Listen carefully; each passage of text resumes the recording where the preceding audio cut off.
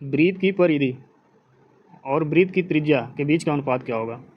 यह एक वृत्त है, इसकी परिधि, तो वृत्त का परिधि और इसी वृत्त की त्रिज्या, त्रिज्या हम आर मान लेते हैं यार, तो इस वृत्त का परिधि क्या होगा भाऊ, सबको पता है 2 पाई आर, और ये त्रिज्या के बीच अनुपात क्या होगा ये पूछा, तो 2 पाई आर बटा आर, आर से आर खत्म हो जाएगा, कितना हो जाएगा 2 पाई/1, अनुपात निकालना है तो 2 पाई अनुपात 1, आंसर ऑप्शन में रहेगा ये होगा। नहीं तो फिर पाई का मान कितना होता है 22/7, रख के आगे सोल्व कर लेना।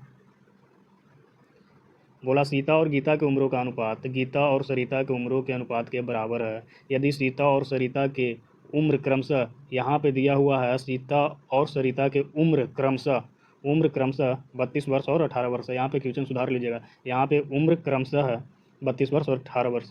32 वर्ष किसका, सीता का, और 18 वर्ष किसका, सरिता का। तो इस टाइप का क्वेश्चन जब भी रहे तो ध्यान दीजिएगा, ये क्या हो जाएगा √32 × 18, ये किसका आ गया, गीता का, ये गीता का उम्र निकल गया। सोल्व कीजिएगा आंसर। तो डिटेल में देख लेते हैं कैसे बनाएंगे। जो सीता अनुपात क्या होगा गीता, बराबर क्या बोल दिया, गीता अनुपात सरिता। अब अनुपात का मतलब बटा, तो सीता बटा गीता, सीता बटा गीता बराबर गीता बटा सरिता। अब आगे सोल्व कर लेना, ये होगा तो ये क्या होगा गीता स्क्वायर, और ये क्या हो जाएगा सीता गुना सरिता, तो गीता बराबर क्या हो जाएगा √सीता गुना सरिता। बहुत ही अच्छा क्वेश्चन है, समझिएगा। 3 भाइयों में 91 रुपया को इस प्रकार बांटी गई है कि सबसे बड़े भाई को सबसे छोटे भाई के भाग का दोगुना, मतलब सबसे बड़े भाई को सबसे छोटे भाई के भाग का दोगुना मिलता है। मतलब सबसे छोटे भाई को 1 मिलेगा, सबसे छोटे भाई को 1 मिलेगा, तो सबसे बड़े भाई को कितना मिलेगा 2 मिलेगा। यही अनुपात होगा। मान लेते हैं सबसे बड़ा भाई 1 और सबसे छोटा भाई 3। अब उसके बाद बोल दिया कि बीच वाले भाई के भाग का कितना, बीच वाले भाई के भाग का 1.1/2 यानी 3/2, यानी 3/2 मिलता है। तो किसको मिलता है, तो बड़े भाई को मिलता है। किसको मिलता है, बड़े भाई को।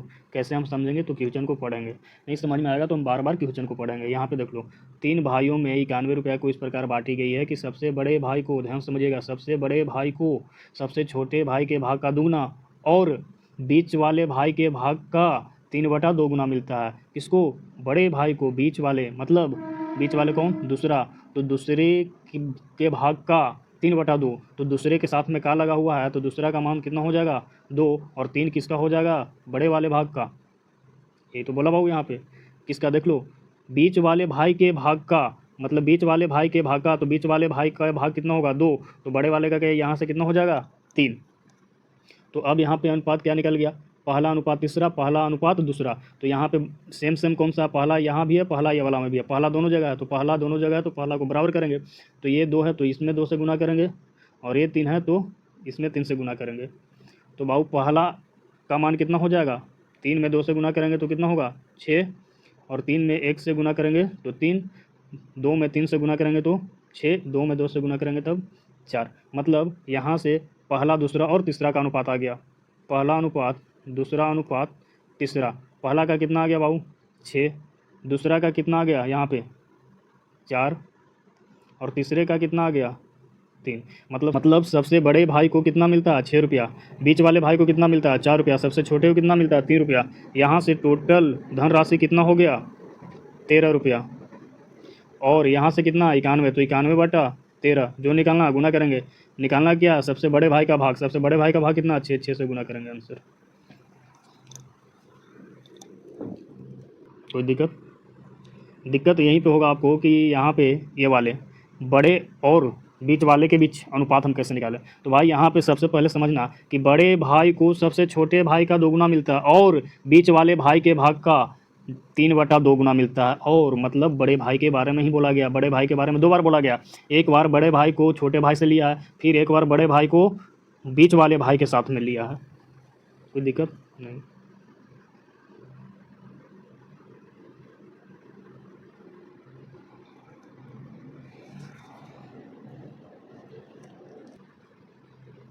एक 20 लीटर मिश्रण में दूध और पानी का अनुपात 3:1 है। इस मिश्रण में कितना दूध और मिलाया जाए?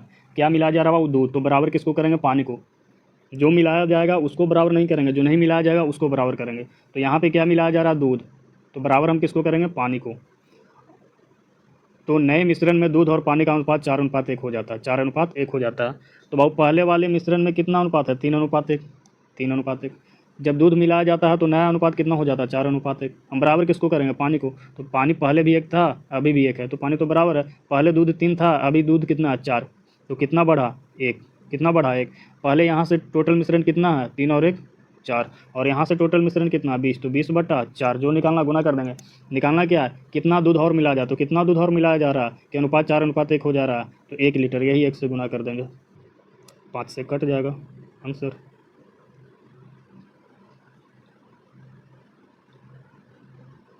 पीछे बता चुके हैं, अभी जस्ट इस टाइप का क्वेश्चन पीछे बताए हैं। तो देखते हैं क्या है। एक मिश्रण में दूध और पानी का अनुपात 3:2 है, जबकि इसमें 30 लीटर पानी और निकाल दिया जाए। तो अब नए मिश्रण में दूध और पानी का अनुपात 5:3 है। तो पहले का कुल मिश्रण कितना था? यहाँ पे पहले का कुल मिश्रण निकालना है। और दिया हुआ नियत मान में क्या दिया हुआ है? नियत मान में दिया हुआ है 30 लीटर निकाला जा रहा है। हम यहाँ से देख लेंगे कि कितना निकाला जा रहा है। तो बाबू यहाँ से क्या निकाला जा रहा है? पानी ना। पानी निकाला जा रहा है तो दूध की मात्रा को हम बराबर करेंगे, क्योंकि दूध की मात्रा को हम निकाल नहीं रहे। तो दूध पहले जितना होगा अभी भी उतना ही होगा। तो यहाँ पे हम देखते हैं दूध पहले कितना था? 3, अभी कितना है? 5। तो यहाँ तो दूध बराबर होना चाहिए ना, क्योंकि दूध को तो हम निकाले नहीं हैं, हम पानी को निकाले हैं। तो पानी बराबर नहीं होना चाहिए, होना क्या चाहिए? दूध बराबर होना चाहिए, क्योंकि हम पानी निकाले हैं। हम क्या निकाले हैं? पानी। तो यहाँ पे ये दूध को बराबर करने के लिए क्या करेंगे? ये वाले 5 से ऊपर में गुना करेंगे, ये वाले 3 से नीचे में गुना करेंगे। तो 5 से ऊपर में गुना किए तो ये कितना हो गया? 15। और 5 में 2 से गुना किए तो 10। और ये 3 में 5 से गुना किए तो 15। और ये 3 में 3 से गुना किए तब 9। अब देख लो दूध बराबर हो गया, पहले भी 15 अभी भी 15। अब पानी देख लो, पहले 10 था, अब कितना? 9। कितना निकाला गया? 1। और यहाँ से कितना निकाला गया? 30। 30/1 पहले की टोटल मिश्रण निकालना है। तो अब इससे हमें कोई मतलब नहीं है, मतलब है तो इससे। तो पहले की टोटल मिश्रण कितना है? 10 और 15 कितना? 25। और यही 25 निकालना है आंसर। 30/1 गुना 25।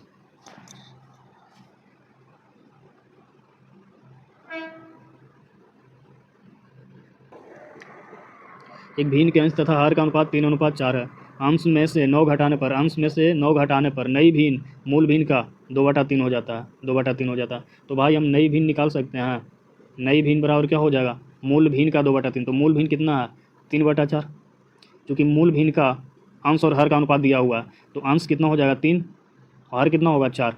भिन्न बराबर क्या होता है? अंश बटा हर। तो ये 3/4। 3/4 का कितना होगा? 2/3। ये कटेगा 2 और ये से कट जाएगा, कितना आ जाएगा? 1/2। यानी नई भिन्न कितना आ गया? 1/2। यानी अंश 1 आ गया, हर 2 आ गया। तो देख लो पहले वाले भिन्न का अंश 3 है और हर 4 है। 9 घटाया जाता है तब नई भिन्न कितना हो जाता है? 1/2। यानी अंश कितना हो गया? 1 और हर कितना हो गया? 2। हर कितना हो गया? 2। अब यहाँ पे बोल दिया गया है कि 9 घटाया जा रहा है, किसमें? अंश में। अंश में 9 घटाया जा रहा है ना, तो हर तो बराबर होना चाहिए। तो हर यहाँ पे है बराबर, देखो पहले 4 है, अभी कितना है? 2। तो ये 2 को बराबर करेंगे हम। ये वाले 2 को बराबर करने के लिए ये 2 से गुना कर देंगे। तो ये 2 से गुना करेंगे तो 1 में 2 से गुना करेंगे तो यहाँ 2 हो जाएगा, और यहाँ पे कितना हो जाएगा? 4। अब देख लो अंश पहले कितना था? 3, अभी कितना है? 2। कितना घटा? 1। और यहाँ से कितना घटा? 9। 9/1 जो निकालना गुना कर दो। निकालना है मूल भिन्न का अंश कितना होगा? मूल भिन्न का अंश कितना है? 3। यही 3 से गुना कर दो, कितना? 27 आंसर। तो नई भिन्न निकालने के लिए हम क्या करेंगे बाबू? मूल भिन्न का। मूल भिन्न कितना हो जाएगा? 3/4। 3/4 गुना कितना करेंगे? 2/3 करेंगे तो ये नई भिन्न निकल जाएगा। और ये अंश से घटाया जा रहा है कितना? 9। तो अंश से घटाया जा रहा है तो हम बराबर किसको करेंगे? हर को।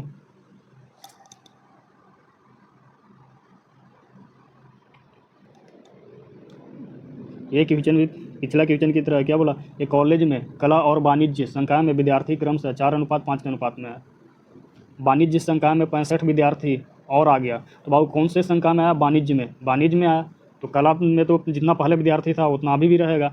बढ़ा या घटा किस में? वाणिज्य में। कला में तो 10 का 10 है, तो बराबर हम किसको करेंगे? कला को। तो आगे क्वेश्चन बोला कि वाणिज्य संकाय में 65 विद्यार्थी और आने पर यह अनुपात कितना हो जाता है? 8:11। 8:11। तो कला संकाय में विद्यार्थियों की संख्या क्या है? तो बाबू हम क्या देखेंगे? सबसे पहले कितना था स्टार्टिंग में? 4:5। और 65 विद्यार्थी और आ गया किसमें? वाणिज्य में। 65, तो अनुपात कितना हो गया 8:11। तो आया वाणिज्य में ना, आया वाणिज्य में, तो हम बराबर किसको करेंगे, कला को।